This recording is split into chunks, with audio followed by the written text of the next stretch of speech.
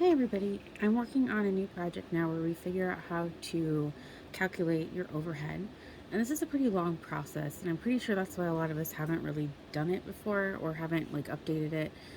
It's arduous is a kind word for it.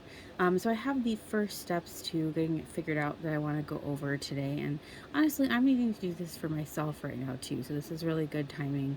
My life has had some changes in it, and I need to kind of reevaluate where I am as well. So I have the first steps here, and we're going to kind of go through the first point today on the sheet that I have. Um, it sounds really simple. It's just a couple of steps, but each step has a lot of sub steps to it. So we're going to unpack this slowly and carefully and kind of go through it in, um, a method here. So the first thing that we're going to do is figure out what our work-life goals are. And I'm going to give some examples of what those are. The things we dream about when something goes wrong, we're like, darn, if only I had X, Y, Z. Those are going to be on your list. Or when someone pushes you to the edge and you're like, darn, if only I had done this, that, or the other, that's going to be on your list. Or if you miss an important event that you really wish you could have been there for, that's going to be on your list. So we're going to take all those things into account, not just your sewing life, but your personal life, because your personal life counts and matters as well. Then we're going to figure out how to turn that into your business goals. So everything that you will set as goals will support your work and your life goals. So the point of this is that everything supports the step previous to it. By outlining what's important to you, you can always go back and look at it and say, do these goals, does this support my goals? And it will be really easy, yes or no, and then you can move forward with your life instead of having to overthink everything too much. And that's what translating into the hard values is. So everything becomes much less romantic in the last step. The last step is literally just the math and the numbers, and um, it's great because it's less emotional, and it's easy to get very emotional when you're working so hard and you're missing out on life because we're handling brides and their important day, but we're missing out on our important, life moments also. So this helps just kind of distillate it down into just the very fine values, and then we'll end up with a magical number that will help us support our goals and our work-life balance a little bit better. Okay, so I wrote some quick examples of some work goals here. So these are business related. So do you have new equipment you want to buy? Is there, a new machine you've been looking to get that will help you expand your business? Maybe you want to get an embroidery machine, stuff like that. And what equipment? So make a list, make an equipment list of stuff that you want to buy and how it can help you make more money, or how it will make your current life a little bit easier, something like that. Um, New software. Maybe you are wanting some new software for your computer. Maybe you're wanting to buy Bridal Live. Maybe you're wanting to get, some other booking software, or, expensive accounting software, something like that. That's something that will help you grow as well. Maybe you want to switch over to mobile services, so that you can have a little bit, more of a flexible lifestyle. Um, Maybe you want to get some new help. Maybe you want to get somebody to work in the front office to take some things off your plate. You'll need money to pay for them as well. Now, traditionally, payroll is not considered to be under overhead, but we're going to look at this as a large number. This is not an operating cost overhead number. This is a big picture overhead number. So we'll keep that kind of in mind as we go, because we do want to make sure we're making enough money to cover our paycheck as well as the operating costs. So this is a little bit more of an expanded overhead than a traditional business school definition, but I find that this makes a lot more sense for the sewing industry for what we do, just so that we know everything's getting covered, because this is not a traditional business layout, in my opinion.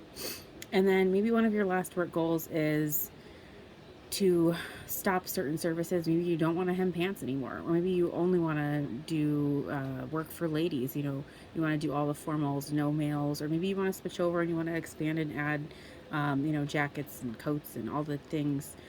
So what are your work goals? Who do you want to serve, and how do you want to serve them? So that's going to be your first little list. The next one is your life goals.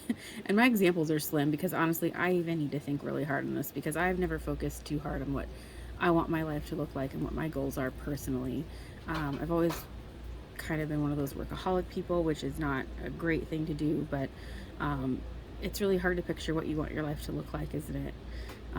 And so these goals here are going to kind of depend on um, what your overall business goals are. So maybe you only want to work a certain number of hours per week. Maybe you've got kids and you can only work 10, 15, 20, whatever hours.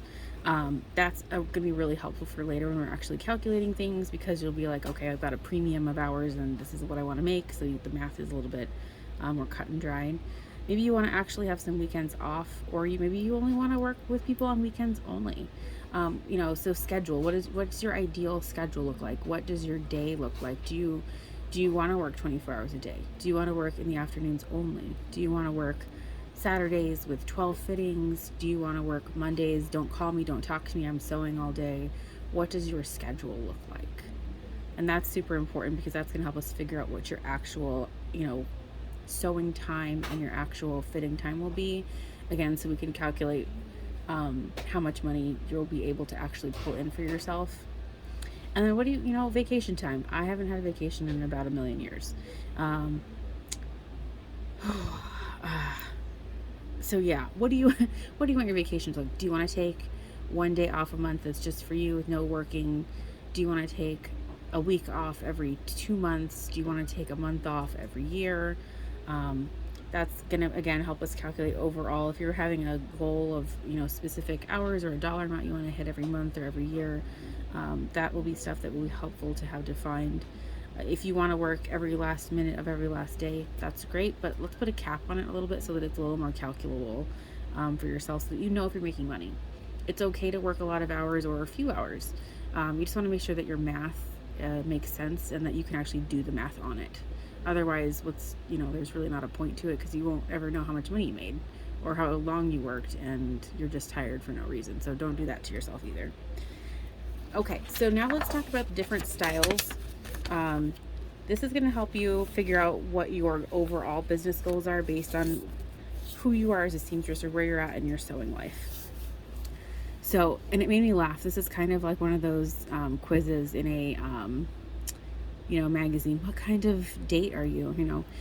So this is, I have 4 categories here. I have ministry based, I have a side hustle based, I have a workspace based, and I have an employee growth based model here. And you can see the first 2 are fixed models, meaning that you could review them once a year, and they'd be fine as far as everything goes. And then these other 2 are variable, meaning that as you grow, your needs are going to change, and so your costs are going to end up needing to be evaluated more frequently. You might have to go through 2 changes of price in a year. Sometimes you're just going to have different levels of needs for these different styles of business goals. So the first one is ministry based. I think we've all kind of been there, or we've done some projects that fit into this category. This is when you just want to sew for your community. I've done some projects like this before, where I have donated my alteration services to a Cinderella prom girls group. They all came in and got their dresses looked at, and I fitted them very quickly, each one. And that was a fun project to do for that one time. I also put like Project Linus or Angel Gown. So this is when you just sew for no money. This is a no money based situation. This is maybe you're trading for a case of tomatoes. I've done that before. I did a big stack of pant hems for tomatoes once. So if this is your goal area, to just provide good service to your community with your skills, that's going to be called ministry based. So there is no actual money or taxes or anything that's required of this one. I do recommend, though, that you keep in mind, even if somebody donates to you, to keep that in a separate fund so that you can buy thread and you can buy supplies. It is my opinion that it's good to give, but also you shouldn't be giving necessarily out of your own skin for community projects like this. If you have extra fabric to donate, of course, that's one thing, but not everybody has the finances to just keep, putting back into their business that makes little to no money. So I would look at this with a grain of salt a little bit. So either accept donations from people, or you charge a little bit so that you can at least cover the materials. Um, so that's kind of the base of that one. We'll talk a little bit more specifically about each of these sections as we go on. Your business might actually have a component of this, which would be great, because then you could at least write off the supplies that you put in. You can't write off labor though.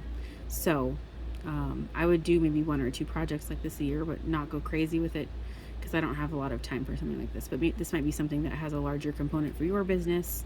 Um, yeah, so chances are you have an opinion on this just after hearing it. So it's not for everybody. And then this next one here is called the side hustle based goals. So this one is really simple. This is maybe you already have another job and you just want to make, um, 400 extra bucks a month, to put towards groceries or to cover a car payment or something. You just want to do a certain number, to supplement what you're already making at another job. So this one is nice. This is not your, that's why I said it's just a side hustle that you're filling things in.